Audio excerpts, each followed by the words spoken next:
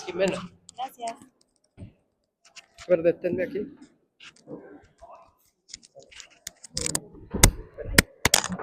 Es que te van a grabar, entonces. Sí, aquí está. Ya está. Gracias.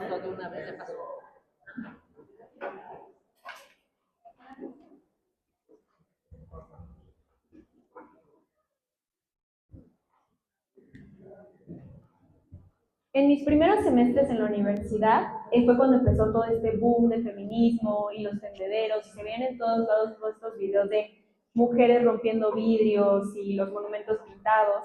Y yo tenía un grupo de amigos, en su mayoría hombres, que no entendían el por qué las mujeres actuaban de esta manera. Decían, si ya existen las mismas oportunidades y derechos para las mujeres, ¿por qué no pueden ser pacíficas? ¿Por qué tienen que seguir haciendo esto? Entonces era una pelea de nunca acabar entre ellos y yo, porque yo sentía que como mujer tenía que defender a otras mujeres. Pero me di cuenta que ni siquiera yo entendía el por qué ni el contexto de por qué actuaban de esa manera. Y a lo mejor era porque toda mi vida estuve en una escuela de puras niñas y nunca vi esta diferencia entre hombres y mujeres. Nos enseñaban a ser empoderadas, independientes, hasta que antes de acabar la escuela tuve un problema muy fuerte que me enseñó que a veces las voces de las mujeres no son escuchadas como debemos y muchas veces se prioriza el qué dirán o la conveniencia en lugar de hacerle caso y escuchar a una niña. Entonces, tomando esto en cuenta y tomando en cuenta las peleas que tenía con mis compañeros, me di a la tarea de entender un poco más acerca de este problema. Y entonces hoy les quiero compartir un poco de lo que yo entendí.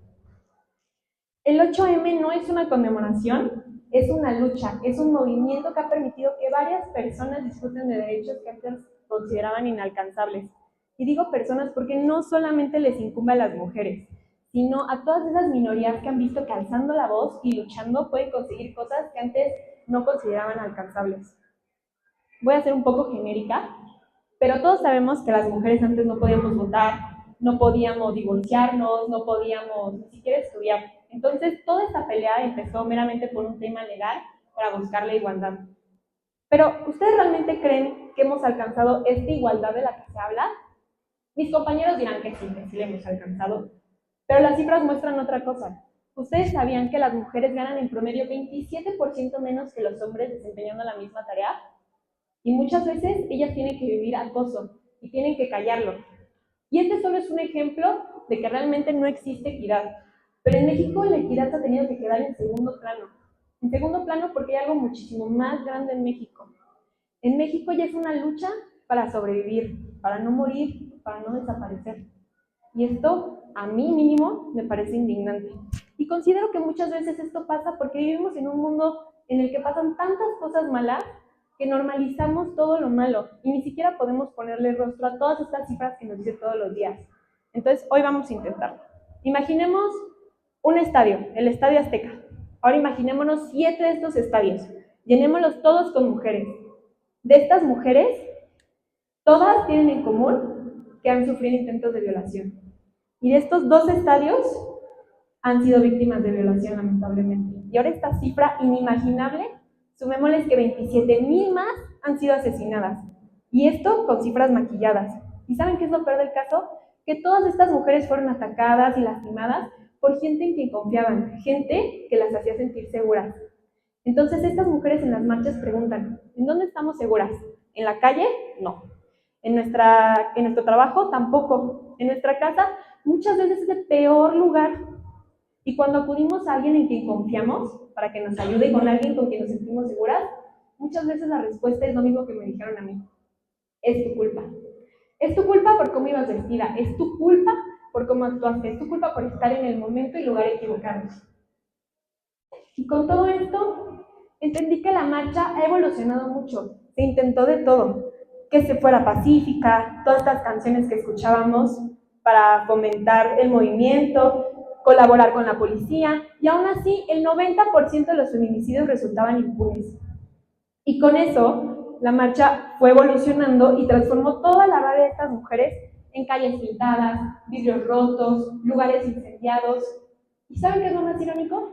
A la gente parece preocuparle más los monumentos destruidos que las 10 mujeres que mueren todos los días.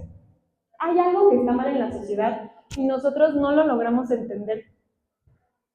Pero muchos dirán que sí entienden el movimiento, simplemente que no es la forma de hacerlo. Y lo entiendo. Yo, Jimena, nunca pintaría un monumento, no vandalizaría las calles ni rompería el cristal.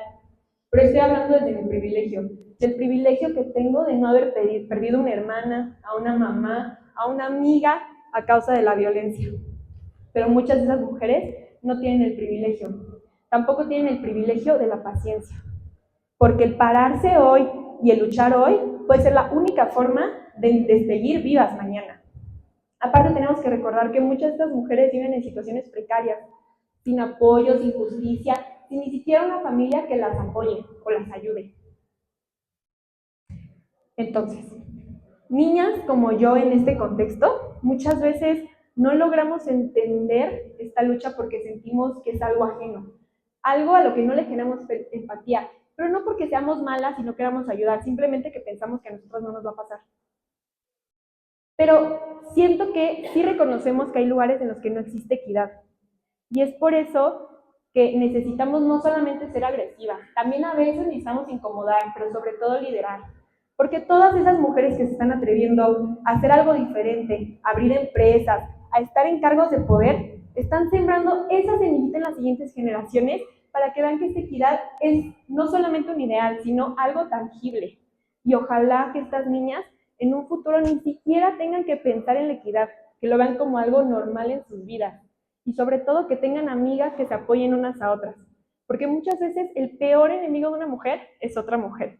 Y si no erradicamos esto primero, no se puede erradicar lo demás. Si hoy tuviera a mis compañeros enfrente, les diría, hoy no les pido que marchen, no les pido que destruyan, solamente les pido que escuchen, que sientan, que no vean este problema como algo ajeno, que piensen en estas mujeres como si fueran sus mamás, sus hermanas, sus amigas, porque hoy están aquí y qué padre, pero mañana la vida puede ser tan rara que los ponga en una marcha al lado de todas esas mujeres a quienes juzgaban y los ponga exigiendo justicia por una mujer que aman. Y ahí es cuando entenderán que todas estas mujeres locas de las que hablaban solo pedían una cosa, vivir. Gracias.